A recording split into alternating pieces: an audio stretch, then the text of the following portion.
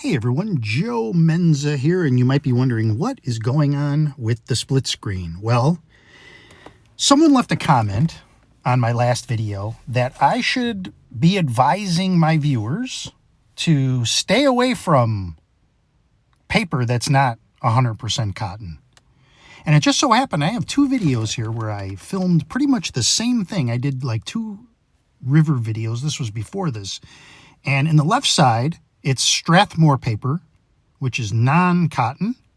And then on the right side, I have Arches 9x12, 100% cotton paper, the green label.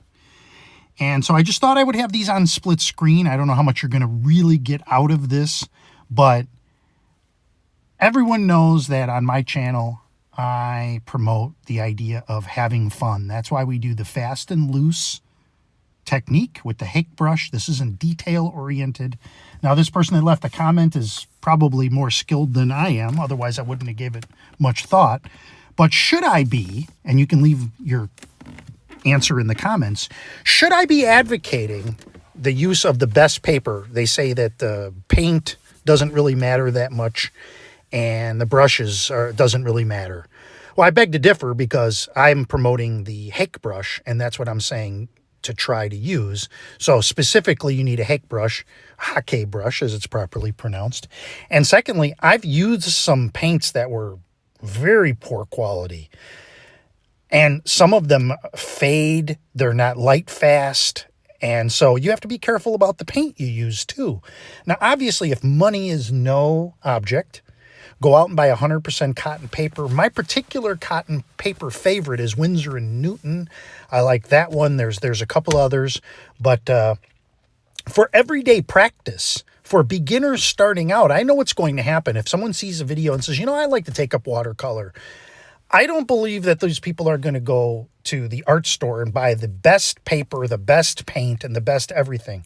People are going to go to a place like Walmart, and they're going to see the aisle there, and they're going to see the pads of paper that are there and the paint, and it's going to cost maybe $10 or $20. Or maybe you didn't think about watercolor painting and you want to try it, but you don't want to spend a lot. Maybe you're not going to like it, and you want to see what it's like just to get paint on paper. You're going to buy something inexpensive. When I started off, I used a $2 cake set, and in that cake set, I really came to enjoy, after trying oils and other mediums, I became a fan of watercolor, and I've been painting it for several years now. I became such a fan. So the question is, will you like it? Will you have fun? Now, if you're going to be somebody who is going to enter contests and you're very serious about this, then you're going to want to take classes. You're going to want to use probably better paper, cotton paper. That being said, I have won contests using Fabriano Studio. I won third place in a contest with a cash prize, so that doesn't mean everything either. But for the most part, I would say if you can afford it, of course, then go ahead and buy the best of the best. But when you're just starting out or when you're practicing, do you really want to go buy like a pad of cotton paper that's $20, $25, $35 for 12 to 20 sheets, and you're spending between $2 and $4? That's not in reach for most people. That's not realistic. I want this hobby to be in reach for people, to, be accessible. And if someone figures out you got to spend, these paints, to buy, a pad of, or a container of expensive paints. Yeah, you're going to spend, I'm saying you got to buy 10 tubes. Some of these tubes are $10 a piece. So you're in $70, $80 on just your paint. Then you got to go buy a $35 pad of paper, and then the Hake brush, which is like $20.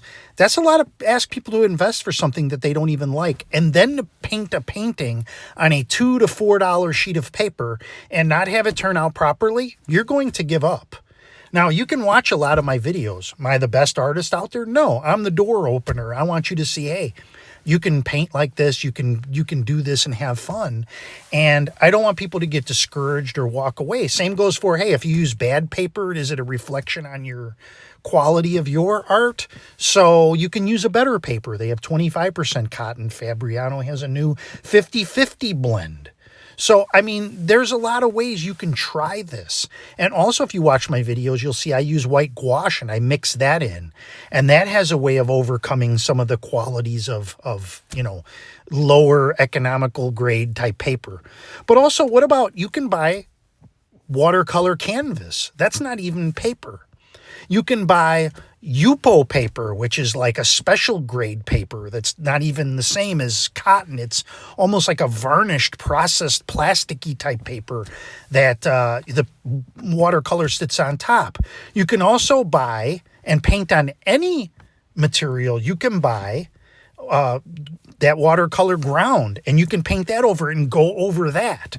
So should I exclusively be advocating 100% cotton paper and no other paper? I'd say it depends. I mean, at some point, I think you'll probably get around to trying cotton paper. If you haven't already, you're going to look into it. And again, in a lot of my videos, I talk about the variety of paper. I've used off-the-shelf from the hobby stores. I've used Blick paper off the shelf. I've used Canson XL. There are thousands. Go on Amazon and you'll look and you'll see 1,000 pads of the paper has been sold this month. If that's true or not, it's another story. But if it's true, they've sold thousands of pads of competitors' paper that's not 100% cotton. Somebody's using this out there. Somebody's using it for something. So, yes, buy the best materials that you can buy if that sets you up for success. However, I don't think most people are going to do it. Now, as many of you know, I'm one of the admins over at the Ron Ranson group on Facebook, which Ron Ranson was the pioneer of using this no-fuss hake brush method, and we have carried that on. We enjoyed it and loved it to the point that we started the group and wanted to honor basically his legacy. And if you watch a lot of Ron's videos and his books, you'll see that Ron Ranson himself, his favorite paper was Bockingford paper. Wasn't expensive. He liked it on a ring, and the ringed, in a ring binder or whatever you want to call it. And he had that in there. And then he would use Winsor & Newton Cotman paint. And that's student grade. So everything was student grade for the simple reason that they want this to be simple for the beginner, like a no fuss, no muss type of approach. So using Bockingford paper, less expensive student grade, the least amount of paints that you could probably use, which his total was 7. And so you don't have 30 to 50 different colors. And you're not being confused by the many different colors. Now, if you look here, you'll see I've got 2 things going. And the cotton paper on the right, I want you to see this difference if you can. You can see the way the cotton fibers react to the paint and how it absorbs. Now, it doesn't lay right on top you can use like Fabriano Studio. You can lift and scrub like really easily, like the paint will come off. It like sits on top. In some cases, it like blooms to where now I'm showing you this close-up, but with a wood pulp-based paper, you have where the paint kind of spreads in a little bit of an uneven manner. Now, we use the hake brush, and we're doing a fast and loose and applying probably more paint than, say, a traditional watercolor painter. So I think we can get away with it. For this particular method, you can get away with it. Now, if you're painting like urban scenes, if you're doing like Alvaro is doing, urban scenes and things like that, where it requires a certain amount of washes, like those guys like Zbukvik, Joseph Zbukvik and guys like that, they're doing like big washes and things. Like we don't do that. We don't really do washes. I mean, we do the sky, we add raw sienna, but we don't do like these in-depth washes and delicate things. And we're going in there with the hake and we're going in hard. And it's like, you can get away with that. If you go over, you look at Stephen Cronin now, he uses Fabriano Studio. You can see what he's squeezed out a ton of quality, just using over, I'd say more than a 10-year span. I don't know if he used it the whole time, but he's used that Fabriano paper almost nearly exclusively for well over 10 years, and the same exact set of paints for pretty much well over 10 years, and has gotten pretty good with what he can achieve to get out of them. So I think that's a pretty happy medium to say, well, we have this, 25% cotton paper. Of course, if you go buy, I mean, I bought off the shelf, I bought a paper from one of the art stores that was the least expensive paper. And when you rubbed it, the surface of the paper pilled or piled or whatever they call that, and it warped, it cockled. That kind of paper, yes, that paper is probably going to be very discouraging. However, again, if you're just starting out and you're making a mess of things, do you really want to mess up a $3 or $4 piece of paper in the process? I don't think so. I've used that paper. There probably isn't a paper that I haven't used. I've used B paper. I've used Grumbacher paper. I've used canvas pads. The canvas pads, I got to say, they're probably one of the best surfaces that I've used. I've seen artists use like board. There's a watercolor board, I think, that is, I think it's been treated properly.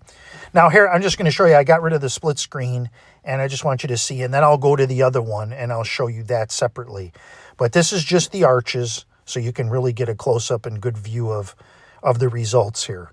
And for what I've seen, I think the arches, from an artistic point of view, looks a little better in some areas on this painting.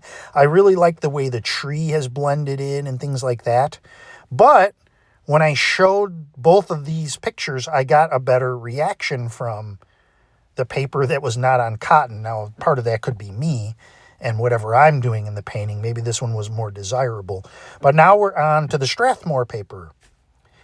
So when you're doing things with these two papers, how they react with washes, how they pile, how the paint moves around, that's where the difference is going to be. And that's where it's up to you to try a variety of different papers and see, what it is that you like. Here it is with the matte on there. So that's pretty much it. That's my rant for this video. I hope you, I'd say, enjoyed listening to my material here. And if you have any comments, please leave them below. Thanks.